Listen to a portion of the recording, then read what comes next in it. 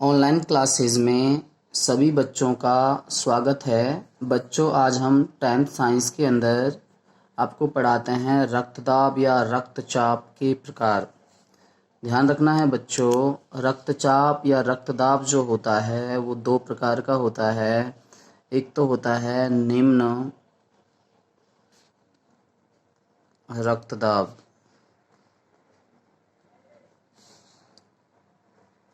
दूसरा होता है बच्चों उच्च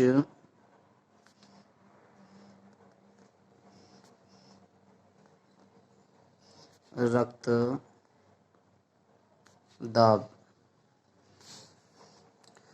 तो पहला पढ़ेंगे हम निम्न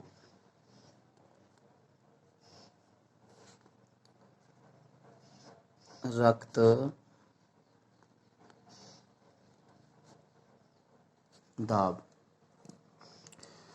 ध्यान रखना है बच्चों, निम्न रक्तदाब का मतलब क्या है। जब हमारी धमनियां जो होती हैं उनमें रुधिर कम दाब के साथ बहता है, अर्थात रुधिर का प्रवाह जो होता है वो धीमी गति से होता है, तो हमारी धमनियों पर भी रक्त का दाब कम लगता है। इसे ही निम्न रक्तदाब कहते हैं। ध्यान रखना है, इससे हमारे बहुत सारे अंग, निम्न रक्तदाब से हमारे बहुत सारे अंग प्रभावित होते हैं, जैसे मस्तिष्क, हृदय, वृक्क जिसको गुर्दे भी कहते हैं। इनको ऑक्सीजन व पौष्टिक आहार नहीं पहुंच पाता है, जिससे ये अंग सामान्य रूप से कार्य नहीं कर पाते हैं और धीरे धीरे क्षतिग्रस्त होने लग जाते हैं या खराब हो जाते हैं। उसके बाद बच्चों दूसरा है उच्च रक्तदाब। शब्द से ही पता चल रहा है, इसको हाई ब्लड प्रेशर भी कहते हैं। सीधा सा मतलब है जब हमारी धमनियों के अंदर रुधिर का प्रवाह अधिक होता है, तेज गति से बहता है रुधिर, तो धमनियों में अधिक दाब लगता है रुधिर का, उसे ही हम उच्च रक्तदाब कहते हैं। अब ध्यान रखना है बच्चों, ये उच्च रक्तदाब किस कारण बढ़ता है। हाई ब्लड प्रेशर HBP जिसको बोलते हैं, ये क्यों बढ़ता है। जिससे ध्यान रखना है, हम चिंता करते हैं, क्रोध, गुस्सा आता है, ईर्ष्या करते हैं, भ्रम करते हैं, आवश्यकता से अधिक भोजन खा लेते हैं, मैदे से बने खाद्य पदार्थों का सेवन कर लेते हैं, चीनी खाते हैं या मसाले, तेल, घी, अचार, मिठाइयाँ, मांस, चाय, शराब आदि का सेवन करते हैं। तो बताया जाता है कि इनके अत्यधिक सेवन से हमारे शरीर में उच्च रक्तदाब हो जाता है। अब ध्यान रखना है, उच्च रक्तदाब से बच्चों नुकसान होता है, क्योंकि हमारी धमनियां जो होती हैं उनके फटने का पूरा खतरा बढ़ जाता है,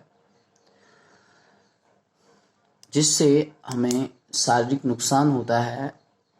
कभी कभी तो नस फटने से व्यक्ति की मृत्यु भी हो जाती है। अब उच्च रक्तदाब का किस प्रकार से निदान है, किस प्रकार से इसको दूर किया जा सकता है, वो आपको याद रखना है बच्चों। जिन मरीजों का उच्च रक्तदाब होता है या हाई ब्लड प्रेशर होता है, उनको पोटेशियम युक्त भोजन करना चाहिए। कौन सा भोजन बच्चों? पोटेशियम युक्त भोजन।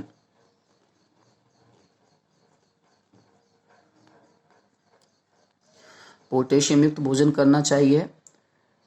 दूसरी बात, ताज़ा फल, डिब्बे में बंद सामग्री का उपयोग नहीं करना चाहिए।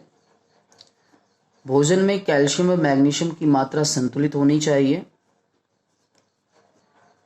ऐसे पदार्थों का सेवन करना चाहिए जो रेशेदार हों। मांस, वनस्पति घी जो कि संतृप्त वसा में आते हैं, इनकी मात्रा कम कर देनी चाहिए।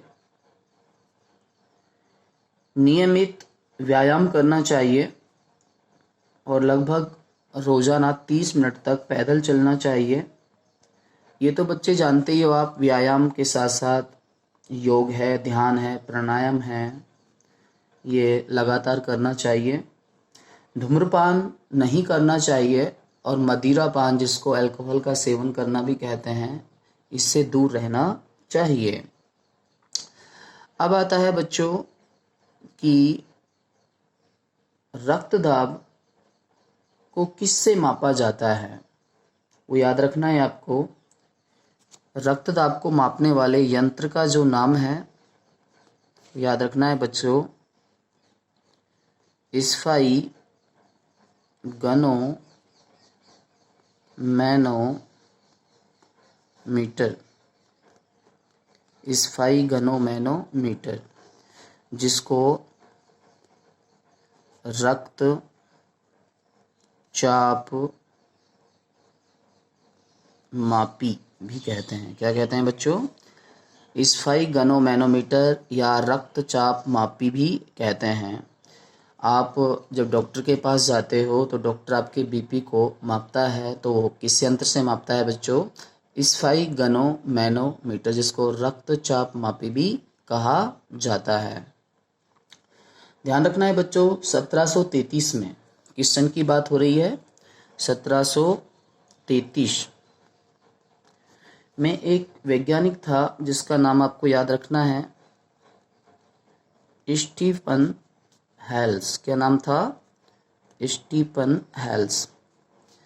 इसने सर्वप्रथम पहली बार रक्तचाप को जो मापा था वो किसमें मापा था बच्चों? घोड़ों में। किसमें मापा था? घोड़ों में।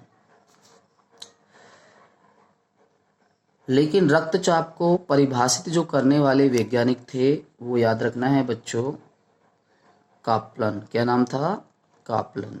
इसने रक्तचाप को कब परिभाषित किया था बच्चों? 1983 में। किसमें किया था? 1983 में। मापा तो किसने था सबसे पहले?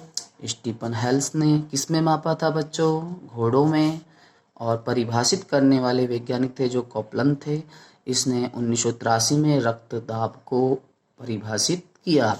हम पहले भी बता चुके हैं कि एक स्वस्थ व्यक्ति का जो रक्तदाब होता है वो कितना होता है? 120 mmHg से 80 mmHg। ये एक स्वस्थ व्यक्ति का होता है। यदि इससे कम हो जाता है तो निम्न रक्तदाब है, यदि इससे अधिक हो जाता है तो उच्च रक्तदाब कहलाता है। ठीक है बच्चों, आज इतना ही काफ़ी है। धन्यवाद।